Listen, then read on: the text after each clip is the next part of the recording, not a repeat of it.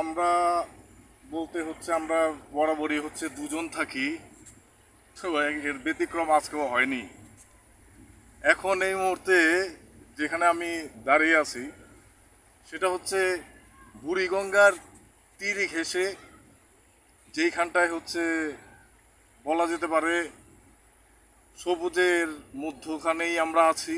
বুড়িগঙ্গার তীর ঘেঁষে বুড়িগঙ্গার সাথে চমৎকার একটি জায়গা রয়েছে, সেটি সেটিতে আমরা এসেছি এবং সেই অনুযায়ী হচ্ছে আমরা একটু সেই ঘোরার পর্বই আসলে যেটাকে বলবো সেটা হচ্ছে করে একটু বিকেলের হাওয়া শরীরে হচ্ছে লাগাচ্ছি।